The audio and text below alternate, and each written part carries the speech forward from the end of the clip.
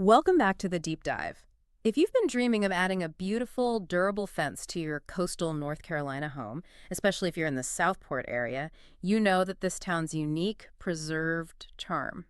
Well, it doesn't come without some detailed homework. That's for sure. So today, we are serving you the ultimate cheat sheet, a deep dive into the City of Southport's official fence regulations. Our mission today is to really cut through the confusion. We're taking the complicated legal language of the city's Unified Development Ordinance, the UDO, and distilling it down into a clear, actionable plan. Yeah, we want you to avoid the headache of building a perfect fence, only to find out it violates a rule and has to come down. Exactly. Southport's beauty is carefully curated, and that means homeowners have a serious responsibility to, follow the rules. And when we talk about rules, we have to flag the single most complex area right off the bat. If you own property anywhere near the historic heart of the city, the stakes are instantly higher. That's the Historic District. If you are planning any new exterior fence, a wall, or even just a modification to an existing fence inside the Southport Local Historic District, you've got a massive hurdle before the standard permit process even begins. Like hurdle, okay. You need something called a Certificate of Appropriateness, or COA. And that has to be approved by the Historic Preservation Commission, the HPC. They are the gatekeepers of the town's entire aesthetic. So if the HPC doesn't like your design or the material you picked, you're basically dead in the water before you even file for a normal permit. That's it. And that layer of complexity is exactly why we need to master the basic city rules first. Okay, let's unpack this. Let's start at the very, very beginning. What is the absolute first step a homeowner needs to take, whether they're in the historic district or out on the outskirts? The absolute first step is getting a zoning permit. This is non-negotiable. Building any fence or wall in the city requires one. The City of Southport Development Services Department has to approve your plans before you dig a single post hole. So before we even walk into City Hall, what's the paperwork checklist we need? What are they really looking for on that application? Well, you need the zoning compliance permit application form, of course. Mm-hmm. But the critical part, the thing that trips most people up, is the detailed site plan. The site plan. I can just hear people groaning already. Oh, yeah. The city needs a drawing that clearly shows your property lines, where your existing structures are, where the proposed fence will sit, its exact height, total length, and the specific materials you plan to use. Drawing a professional site plan that accurately shows property lines, I mean, that sounds like a job for a surveyor, not a Saturday morning project. It really is. And on top of that, you have to clearly document the fence's placement relative to public rights-of-way, or ROWs, and any established easements. And if you're on a corner lot? If you're on a corner lot, you must include a specific diagram showing what they call corner visibility. That level of precision is mandatory. Let's talk numbers. I need to budget for this. What are the fees just to get this paperwork filed and looked at? So the mandatory base fee for the zoning compliance permit is $100. Okay. But here's where it gets interesting.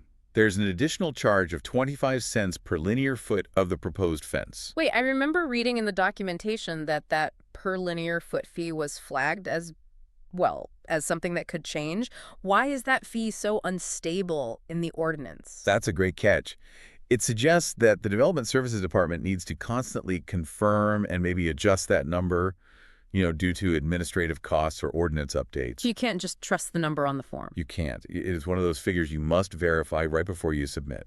The good news is the Development Services Department is there to help confirm these things. Their direct line is $900-457-7925. That fee, the professional site plan, verifying easements.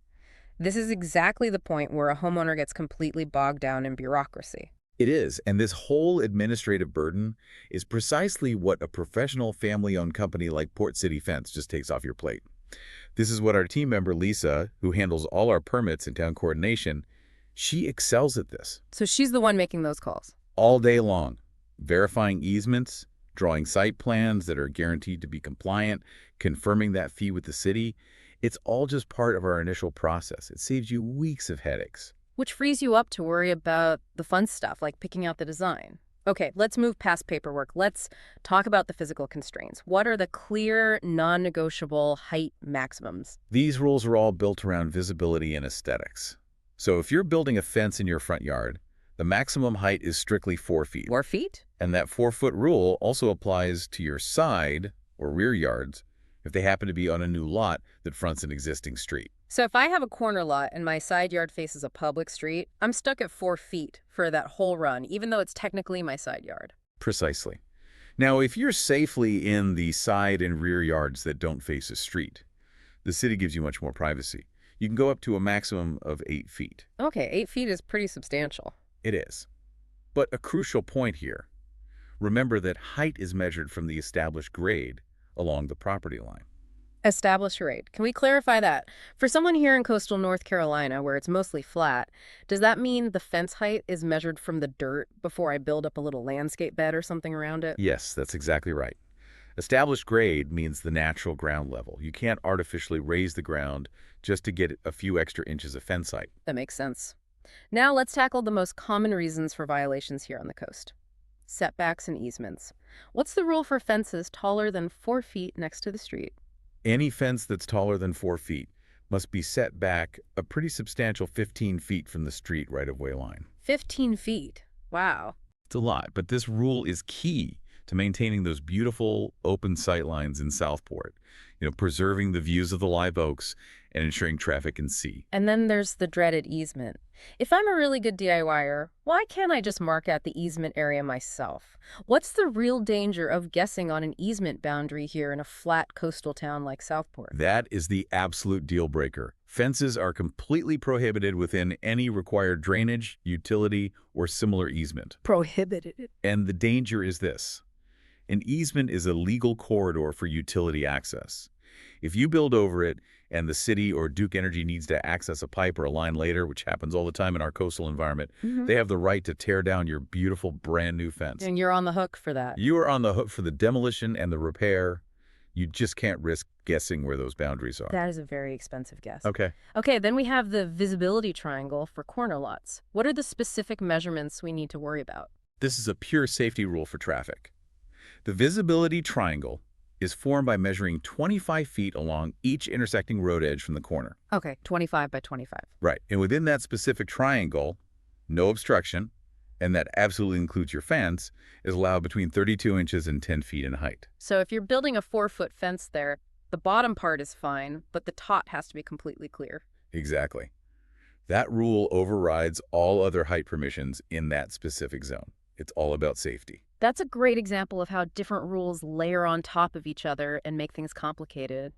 What about any other minor clearances? Just a couple things to remember. First, you need a minimum 2-foot clearance between a fence and a building wall, unless they meet perpendicularly. Okay. And second, and this is critically important in a town dealing with coastal runoff, a fence can't act like a dam. It can't impede the natural flow of water in swales or streams. And finally, it cannot block the visibility of your 911 address. That's a life safety issue, of course. Non-negotiable. Okay, we've covered location and size. Here's where we get into aesthetics and what's prohibited, what your fence actually has to look like. Let's start with the finished side rule. This is pure community courtesy. The rule says that the finished side, so the side without the visible supports and rails, must face outwards toward your neighbor and the street. So Southport wants the prettiest face shown to the community. That's the idea. But doesn't that make maintenance a little harder for the homeowner with the supports facing in? Is that rule ever waived if you're, on good terms with your neighbor? That's a great practical question. In our experience, no, it's not waived. It's a standard aesthetic requirement for the whole city. They want uniformity, and supports facing in is just the trade-off you make for that community appeal. So you just have to plan for it. You just have to factor it in when you're choosing your material. Speaking of materials, what does Southport explicitly prohibit? To maintain the town's character, there are some clear bans. Chain link fences are not allowed along any property line that touches a street right-of-way. So that right-of-way pushes people towards wood or vinyl. It does. It pushes you toward more aesthetically pleasing materials. And on top of that, barbed wire and electrified fences are banned across the board in all residential, business, and commercial districts. So if I decide on a standard high-quality wood privacy fence or a clean vinyl design, I'm generally in the clear on materials. Generally, yes. The ordinance really focuses on what's prohibited, which means common materials are usually acceptable if they meet all the height and setback codes we've already talked about. But that brings us to the special cases. What are the complexity multipliers we need to be aware of? I'm thinking pools and homeowner associations. Yep. If you have a swimming pool, safety requirements kick in immediately. You need a barrier that's at least 4 feet high. And the gates are the most important part. They have to be self-closing and self-latching, with really specific rules on latch height to prevent child access. And HOAs. And HOAs. Always check their covenants first.